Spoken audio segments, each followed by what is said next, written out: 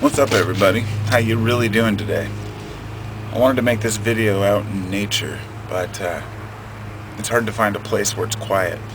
Can't do it out in the backyard because people come and go and the kids and whatnot, and can't do it out on the side because of the, all the neighbors are looking out their window. What's this guy doing? Not that it really matters, but it's a distraction. And I thought about this when I started making videos about 2 years ago. I remember looking at the camera and how strange it was, like to try to focus and organize my words while I was talking to a camera, and how over a period of time it just became like I guess I had to treat the camera like a friend,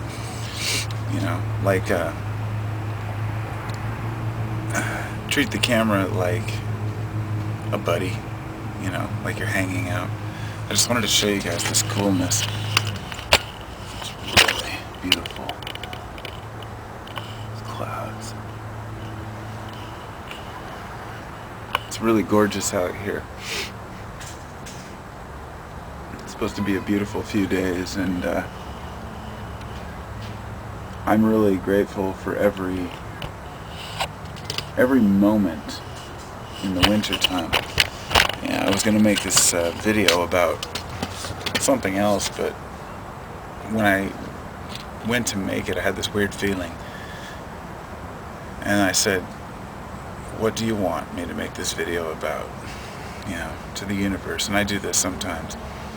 And, I try to see what the all wants me to talk about, It might sound silly to some, but I try to follow my intuition, so I kind of I looked around and I watched the birds fly by, saw the structure of, the groupings of the birds, whatnot, and then I got focused on the trees, and I started thinking about the roots of the trees.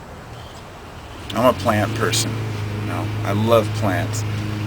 So the roots of the trees, I thought about the different areas that the animals and the gases occupy in the world, in the sense that we have the atmosphere, then we have the lower atmosphere with the clouds, and we have even lower than that, we've got the birds, which occupy this certain area between the trees and further up. Then we have the trees themselves, which are in their own area, and then us, which are on the earthly domain. Then we have the subterranean domain, the lower earth. See what I mean with the lawnmower? See, no matter where I go, there's either noise or something. Thank you. Anyway, it's cool. I've learned to deal with it, because I was just thinking that too. I used to get distracted when I was making a video. If something happened or a noise, I'd be like, and I'd stop and I'd remake it, as if it really mattered that how my videos came out. I guess I just gave a shit more. It doesn't matter, because I'm out here just talking. So, what's noise, right? Anyway, I started thinking about the roots of the trees and how the roots are a main component to the trees themselves. And without the roots, the trees can't survive. But the roots are in a completely different type of environment. And they're never seen, generally, unless they pop out for a moment. And that, I like to compare those metaphors to our human characteristics, in the sense that while much of alchemy is based on understanding the smaller parts, the micro, to understand the macro. Therefore, by working on small experiments, you can understand the larger experiment of life. When I look at the macro, also, it's a reflection of the micro, and we forget that. We see ourselves reflected in the universe, but the best thing we can do is see the universe reflected in ourselves. And I do that when I'm looking at a tree, and I think, okay, so although we're humans and we don't stand in one place, we're obviously not trees, and we don't have the same system of roots, but the metaphors are there, and we do have this, what we call our roots. And if you really think about it, our roots and our root behaviors are often also hidden. If you want to call it, the roots of the tree may be the subconscious of the mind. So many people think that the root ball of a tree is the mind of the tree, and they have very closely related neural connections that are dendritic patterns, like neurons in the mind. But many people think that all of that is, just hocus pocus, that nature is what it is, and that we see patterns when we want to see patterns, that kind of thing. And I agree with that for the most part. I think that we do tend to see patterns that may or may not exist based on what we want to see. But when you talk about that unspeakable connection, that unspeakable, if you want to call them like fractals of nature is what I like to use, you can't really dispute that, but you can't really argue for or against it, I guess. You can't explain to people what you're talking about unless they know. And much of the earliest Hermetic philosophies were based on this, or early teachings, and what people call secret and occult teachings were basically just understanding nature to understand the self. And it's a complicated process. So this is why people spent lifetimes accruing wisdom, so they can understand how things go.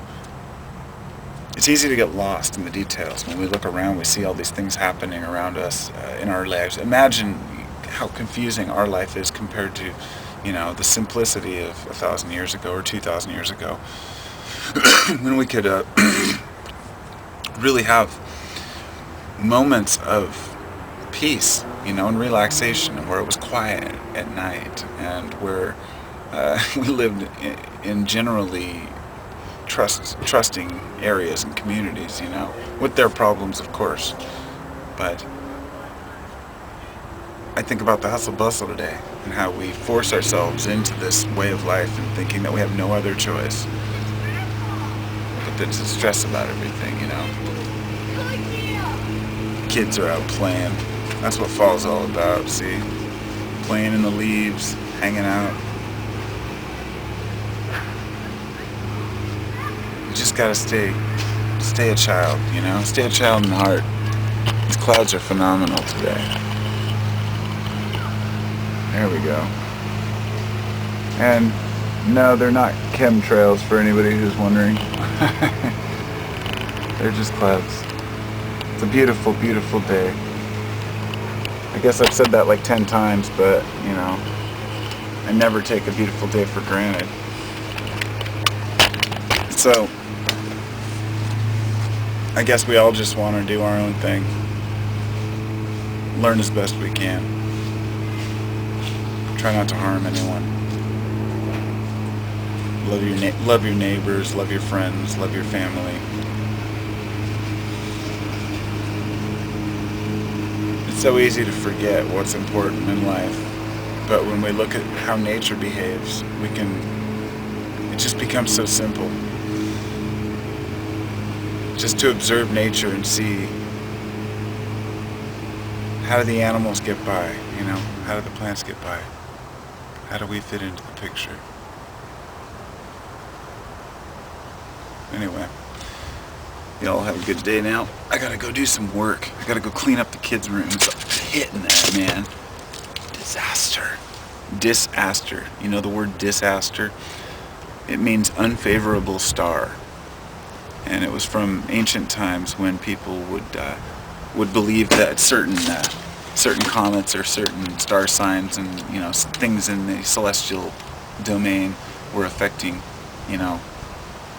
our situations here on Earth, which of course we still do in astrology, but it's kind of an interesting word. Just thought I'd point that out. Disaster, unfavorable star.